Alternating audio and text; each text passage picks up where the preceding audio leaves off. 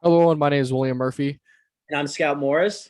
and today we'll be giving you our global view presentation on China.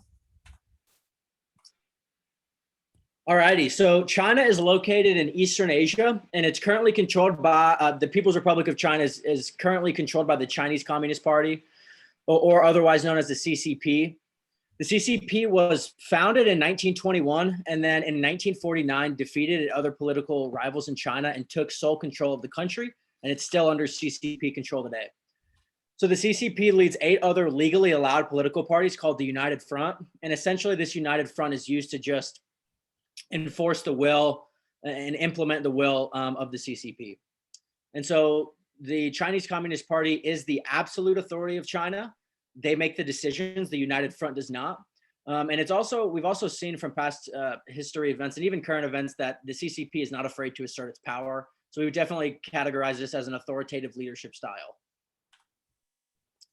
And so now switching gears from governmental to organizational leadership, the leadership style of China is one focused on the importance of consensus, everybody involved reaching an agreement for the greater good, the common good is definitely something valued in China. So in China, we see elements of both state and private ownership. So in state-owned entities, leadership groups make decisions. It sounds kind of ominous, and that's because it is.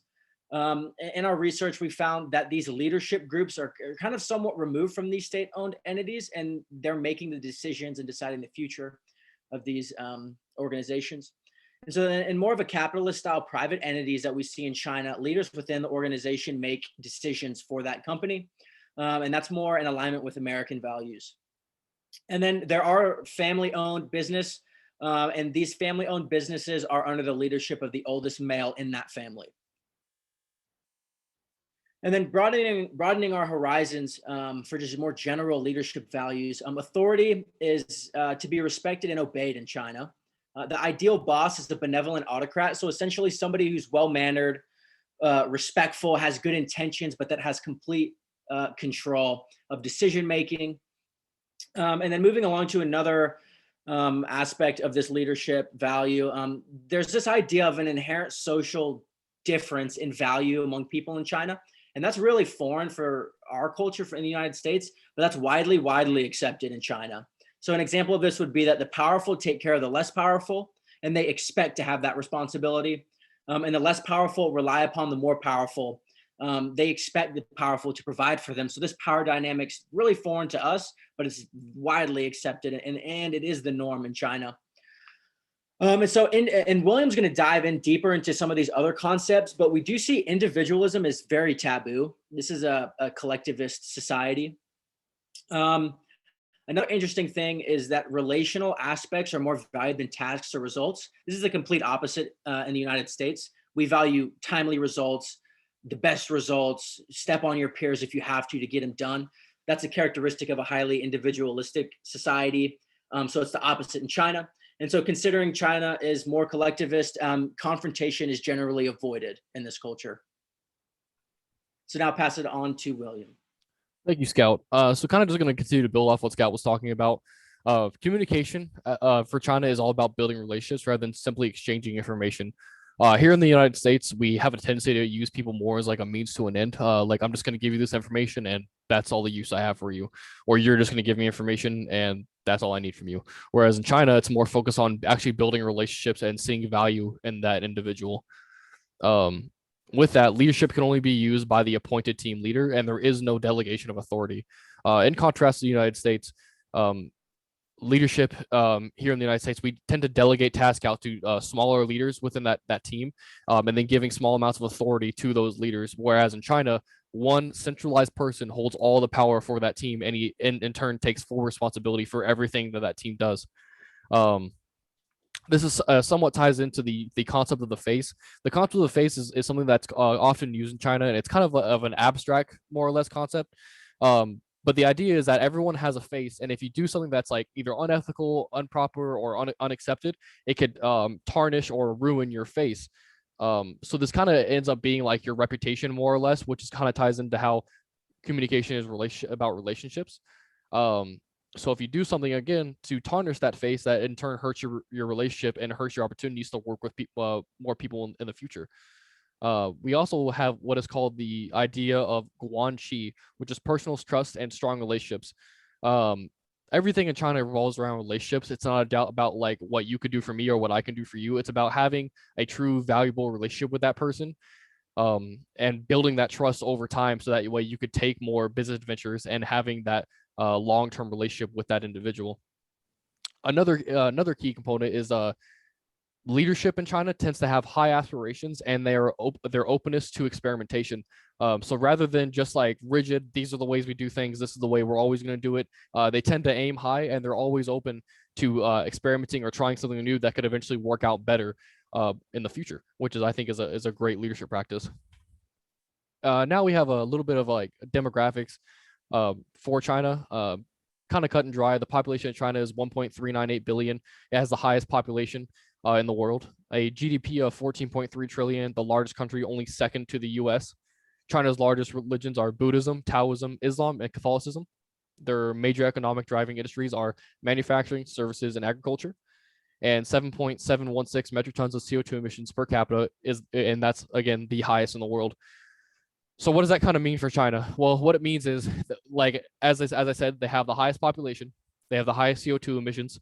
They have the second largest GDP in the world, only behind the United States, and they have these major industries that are massive. I mean, everyone knows everything is made in China, and it's almost true. A lot of things come from China, as that's one of their major driver things is manufacturing. That's one of their biggest components of what makes China how it is, or the powerhouse that it is. So with that, you would think that they would just be focused solely on results, but what we found interesting was they were more focused solely on relationship building and long-term value of the people that they work with. To kind of break it down even further, we have that 6D model in comparison with the United States. So we have China in blue and the United States in purple down there at the bottom. So to start off with power distance, China believes inequalities between individuals is acceptable and people should not have aspirations beyond their rank. I found this one to be a surprise. Actually, I'll be honest, I found a lot of these to be a surprise. But you know, as opposed to the United States, where we have like these grand aspirations of I want a big house, white picket fence, lots of money. The Chinese actually believe you shouldn't have any aspirations beyond their rank. So wherever you are, you should have aspirations only for that area. And going back to what Scout was talking about previously in the presentation, individualism is frowned upon in China. They, with 1.4 billion people, they have to be able to think as a group, and they do things solely for the benefit of the group rather than just one single individual. Which is kind of again stark contrast to the United States. You can see they're only at a 20, where the United States is at 91, where the United States is very individualized and China is very group mindset. Now we have masculinity, score of 66. This was the closest score that China and the United States shared. So this is where you can see the most comparisons between the two. They have a very high focus on work, and they sacrifice family and their leisure time for this, which is kind of what we have here in the United States to some extent. We do have a type of culture surrounding here, and they do in China, where they focus primarily on work, and they are willing to sacrifice time with their family or time for their hobbies to focus on their work and advance in their work and be a better employee for their company. And this also extends over to their students, where their exam scores are the main criteria for successful education. Looking at the other three, we start with the uncertainty avoidance. The Chinese are very ambiguous people, along with being very adaptable and entrepreneurial. 80% of Chinese business tend to be small and family owned. Kind of going back to those demographics that we had, I would think with a place as big as China, with a GDP as high as China, that majority of their businesses would be large industries and just huge amounts of manufacturing. But what you actually find is close to 70-80% of those businesses are small family owned, small to medium sized family owned businesses. And as Scout was saying, that's led by the head of household male, and he makes all the decisions for that business. Then we have long-term orientation. This is another one that was completely separate from the United States. China is there at 87, and the United States 26. They're very pragmatic, meaning the truth depends on situation, context, and time. I always thought China would be like very rigid, set in their ways, whereas the truth actually is they were able to change their mindset depending on very specific situation, context, and time. They can look at things objectively and understand, hey, maybe this isn't the best way to do things, and they can kind of change their mindset because of that. And then last, we have indulgence here. Tends to be more cynical and pessimistic. Less emphasis on leisure time and feel indulging themselves is somewhat wrong. This kind of ties into other things that we've talked about in this presentation. They actually somewhat find guilt from indulging and taking time off, whereas us in the United States, we work for that time off. We take pride. It's like, hey, I worked this many hours and I've taken this time off. Whereas in China, it's the exact opposite.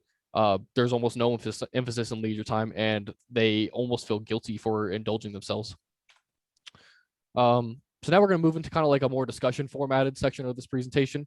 What would we like to be leaders in China? My answer to this was a no. The reason being is because while I can respect some of the leadership practices they have in China, what it really came down to for me was I don't like one person holding all of the power.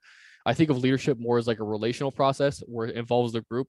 Whereas in China, it's more about one person holding all the power and has full responsibility for everything. And Scout, you can go ahead and chime here with your response as well. No, I would definitely agree, and for a similar reason.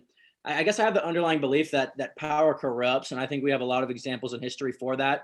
And so when we look at China's culture and systems they have in place for leadership and power dynamics, I just personally don't see enough checks and balances in those leadership roles for me to want to interject myself in that. So yeah, I think that's kind of where I stand on that. Yeah, absolutely. They kind of just like reflecting on everything that we've kind of touched on in this presentation. Excuse me. So really what I learned that I can apply to my own leadership is that I need to start treating communication more as a relationship building process. In the United States, like I said, we tend to treat people more as like a means to an end. Mm-hmm. Whereas in China, they really want to build that relationship with someone and have that long-term set foundation with that person so they continue having more business adventures with them in the future. And I think that applies perfectly to leadership because I really do want to build those relationships and have that long-term foundation with that individual. Yeah, definitely. I absolutely agree.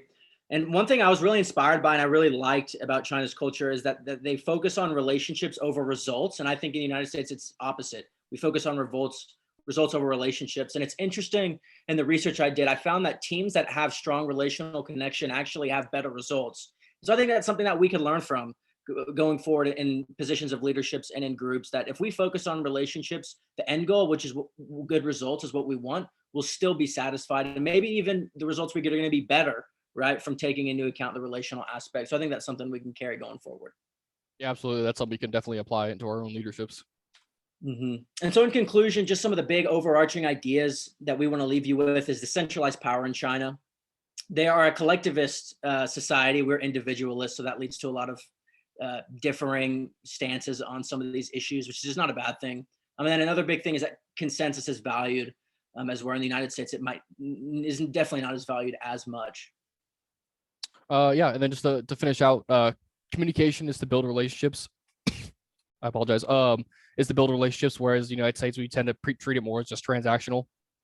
And I think that's awesome that they have that there in that country. The focus primarily on career success rather than the success of family or hobbies. That's kind of similar to how we are here in the US. We do put a lot of emphasis on career success. And then lastly, leaders do not delegate any of the power and they hold full control over that team. That's again in pretty stark contrast to what we have here in the United States. Yeah, so we thank you guys for taking time to listen to our presentation and to look at the research we've done. So we hope that you enjoyed it, that it was entertaining, and that it was informative. Yeah, thank you guys for your time.